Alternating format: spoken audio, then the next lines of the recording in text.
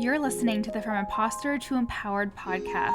I'm your host, Jill Perrick, a business and mindset coach who specializes in imposter syndrome.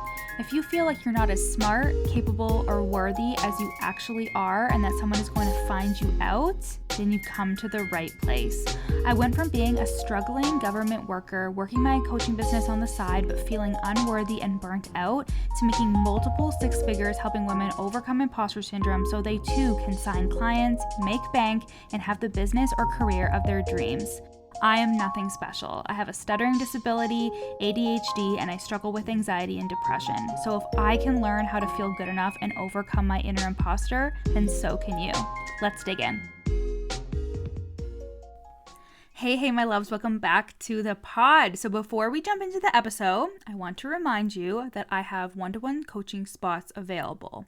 So this is for you if you're looking for a coach to hold you accountable to growing your business, wanting to overcome that feeling of being a fraud, wanting to change your self-talk and silence your inner imposter, wanting to sell more confidently and sign high-ticket clients, okay? So we deep dive into your mindset and your business for 6 whole months so you can truly live the life that you want, make the money you want to make, step into that identity as a sought out expert and feel like it too. So you can click the link in my show notes to apply before all the spots are taken for the rest of the year. The investment is $8,000 USD and you can pay in full, or there is a monthly payment plan option. So today's episode comes from a group coaching session where 2 of my clients were expressing wanting to feel a certain way and for outside circumstances to make them feel that way. So one client 1, expressed wanting to make more money in her business, and the other client 2, expressed wanting a family member to be proud of her when it came to running her own coaching business. So 2 very different things, okay? And here's the thing, we set goals, right? We set goals and we work to achieve them. And I don't know if you've noticed, but as soon as you achieve a goal, it's on to the next thing. And this is because we are not chasing the goal or the thing we think the goal will give us. We are actually looking for the permission to feel what we want to feel. Okay, I'm going to say that again. This is because we're not chasing the goal or the thing we think the goal will give us. We are looking for the permission to feel what we want to feel. So if we make 100K, we give ourselves permission to feel good and proud of ourselves. If we run a marathon, we give ourselves permission to feel accomplished. You will not catch me running a marathon. My sister's boyfriend and my sister-in-law and my brother are all training to run like full ass fucking marathons, and you will not catch me doing that. Let me just be clear. They actually had me on the cross country team in school, and whenever I got chosen for track and field, they always chose me for the 400 meter and the 800 meter, even though I was a really good sprinter, but I wasn't the best sprinters.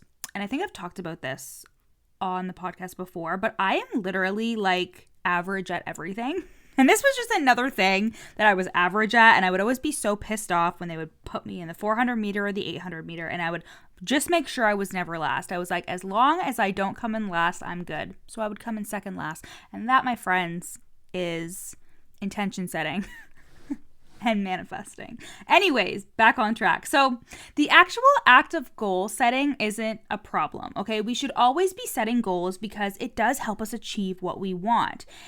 The intention setting, being clear, being specific. And you've heard me talk about goal setting on the podcast before, where I described it as being more about who you're becoming as you achieve the goal rather than achieving the goal itself. Because while goal setting is important, I think that we set the goal, and then when we achieve it, we move on, right? Like there's not a ton of celebration or time spent being like, oh my God, yeah, we reached the goal. Like you could potentially do that, but because of the way we are in society, the way that we are raised, the way that we are programmed through school and other societal constructs, like we are used to just moving on to the next goal. So again, while goal setting is important, I think we can hack the system even further by allowing ourselves to feel whatever we want to feel right fucking now. And I don't think that stops us from trying to achieve goals, it actually will move us closer to achieving the goal. It will collapse time.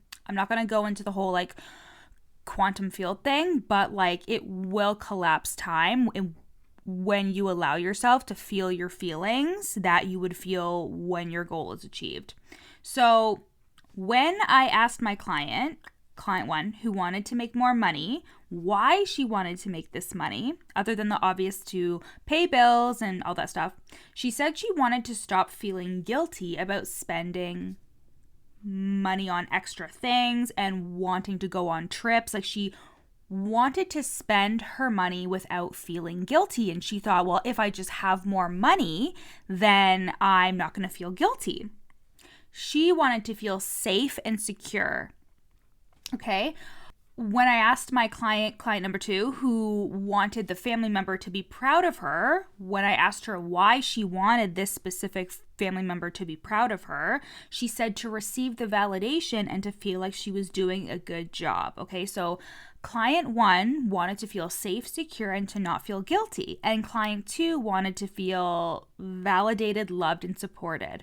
So what is stopping us from feeling those things right now? So for client 2, I actually had her sit back, close her eyes, and feel what pride would feel like in her body. And I've actually been doing this a lot within the last year, specifically when I'm meditating, visualizing, and I have cried every single time. Because you see, being proud of myself was never something I allowed myself to feel. I thought I had to achieve humongous things in order to feel proud of myself. And even after getting a master's degree, making $300,000 in my business in only 2.5 years, leaving my full-time job last year, doing all these things despite having a stutter, anxiety, depression, ADHD, I have experiences in my life where I learned that feeling proud of myself was stupid and I just shouldn't do it. It was like bragging or boasting or just amplifying me and being seen and being congratulated and like feeling really good about myself. So I learned to dim that light. I learned to not shine my light. So when I was trying to find the emotion that was helping me manifest things faster, I would always come back to this feeling of pride, like feeling proud of myself. And then I checked in with all the experiences I had in my day-to-day life. Was I actually feeling proud of myself? And the answer was no. So I was just feeling proud of myself while I was doing a visualization, thinking when I get to the goal of buying a house or making $500,000, making $1 million, like I'm going to be so proud of myself. But am I actually doing that now in my everyday life, even outside of just visualization, right? So the first step would be during that visualization time when I'm doing my routine in the morning, but how can I implement that into my everyday? And that emotion again that was helping me specifically was pride for myself and how far I've come. And I am allowed to feel proud of myself right now. There is nobody stopping me. And I can even feel proud of myself for something that hasn't even happened yet. Like mind fuck. Isn't that amazing that I can choose to feel proud of myself for something that hasn't even happened yet because I'm so certain that it's going to happen, right? And that's why I do all this work on myself and why I look at my thoughts and look at my limiting beliefs and look at how I'm feeling, because it helps me solidify that belief and the certainty that everything is going to work out for me. So this is actually the process of manifesting, is me feeling proud of myself for something that hasn't even happened yet, actually feeling it in my body, feeling the feelings you would feel once your goal has come to fruition. So I sit in those feelings for at least 1 minute a day, 2 minutes a day, and then from there I take the inspired action, do the work so I can make it happen, right? So essentially what I'm saying here is that we don't need to wait to feel anything at all. And it is actually a manifestation practice to allow yourself to feel how you want to feel right now. You don't need to wait to feel proud of yourself. You don't need to wait to feel loved or validated. You can allow yourself to feel that right now. You can give yourself that right now because it really is just a feeling in the body. And it is also just an abnormal feeling in the body. It is just a different feeling in the body, especially if you're so used to feeling anxious, depressed, sad, down, lonely, isolated, whatever you feel in your body. Again, it is just a sensation. It's not just a sensation, but it is just a sensation in your body that you are feeling. And because you're just so used to feeling it, that's where you will naturally gravitate to. But the same thing goes for those positive emotions that you're going to feel when you achieve the goal. But I hear you though. You want the validation, of course. You want the money. You want the goal. And to that, I say that the time is going to pass anyways, right? You will always be working on yourself and working towards your goals, even when you achieve all of the things. Allowing yourself to feel how you want to feel before the external circumstance transpires or before you have the thing you want is just solidifying that once the thing happens or manifests, you will actually recognize the feeling. Okay? Let me say that again. Allowing yourself to feel how you want to feel before the external circumstance transpires or before you have the thing you want is just solidifying that once that thing happens or manifests, you will actually recognize the feeling. And what happens when we recognize a feeling, we deem it as safe. It is comfortable for our brains. We feel safe and comfortable, and we allow ourselves to live in that. And your anxiety and your fear and your lack and your scarcity are just comfortable to you right now. And you could be saying to me through the phone, through the car, whatever it is, being like, Jill, what the fuck? I'm not actually comfortable in my anxious thoughts. I'm actually the opposite of comfortable. But your brain is comfortable because it's predictable, right? So what if you instead tried to cultivate the feelings that you want to feel, that you'll feel when you know the goal is reached, so you recognize that feeling when it's achieved. You'll allow yourself to celebrate more. You'll sit in the present moment and in gratitude for longer because your body will recognize, oh yeah, we felt this before. We recognize this. It's happening. And that is happiness, being present and grateful, which feels good when we allow it to feel good. So right now, unless you're driving, don't close your eyes if you're driving. I want you to close your eyes if you're not driving though. And I want you to feel proud of yourself. So what does proud feel like? Where in your body do you feel it? So take a second. Where in your body do you feel it? What color is it? So if it was a color, what color would it be? If it was a shape, what shape would it be? And I want you to feel it expand in your body, breathing into it. Feel it resonating and sinking into your cells. Feel proud of yourself. If you can think of specific reasons as to why, do that if that helps. But you don't have to. Just feel pride radiating through your body.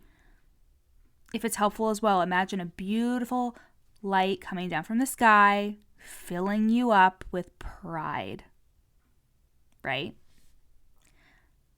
Allow it to sit in your body and notice that you created that.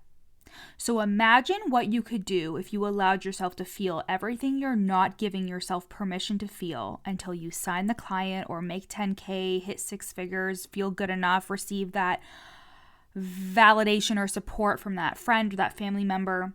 Let me tell you, you are the only person who is going to hit all the goals in your life, in your business. And that means that you are also the only person who will allow yourself to feel good and worthy of it all once it happens. Give yourself permission right now. You are allowed. And spoiler alert, when you do all this work on yourself, and I know how you must currently feel, being like, it feels like I will never get out of this thought spiral. It feels like I will never get out of these shitty feelings. It feels like I will never get out of the way that I'm currently feeling. I hear you. I've been there. I was there fucking 2 weeks ago. When you are neurodivergent, when you have ADHD, or if you suffer with anxiety or depression, or if you're just a human, I go through really big emotional waves, very much up and down, where my brain will convince me if I'm not having a good day or I'm just feeling kind of off that everything is going to shit.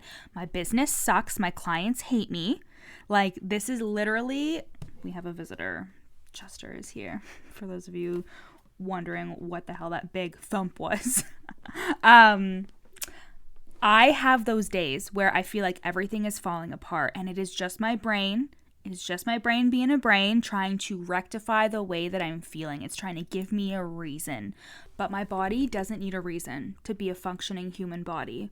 I can just feel the feelings, not judge myself. And this took so much work, but I'm telling you, on the other side of it, it is you. It is you allowing yourself to have the thoughts that you have. It is you allowing yourself to feel the way that you want to feel. It is you doing all of this. And yes, when you work with a coach, when you do a group coaching program, when you work with somebody one-to-one, when you have access to tools, that is the facilitation of your growth. So absolutely do that.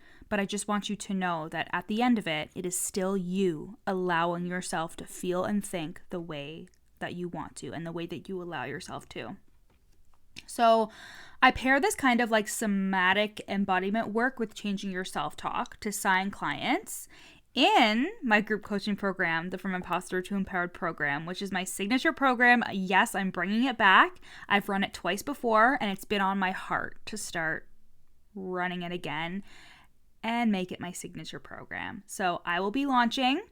I'm pretty sure I'm going to be doing it in July. I may potentially be moving it up, but for now, I'm launching in July, and I feel like the first round will start at the end of August. That's what I'm getting, and this will help you silence your inner imposter for good, sign clients, feel worthy of being a sought-out coach, and all those details are to come. And don't forget, if you are looking for a more intimate experience to have my eyes and me one-on-one, an experience with just you and your business, and we deep dive and you get all the results you could ever want, I have one-to-one coaching spots available. So book a sales call at the link in my show notes. And I love you guys so much. I'll see you next week. Thanks for listening to the From Imposter to Empowered podcast. Head to the show notes to find out how you can take this work deeper with me in one-to-one coaching or in my lifetime group coaching program, The Worthy Woman Method. In the show notes, you'll also find a free 3-day challenge to start the process of overcoming your inner imposter. And once you're done with that, screenshot this episode and share it on Instagram, tagging me at YourCoachJill so we can connect. See you next time.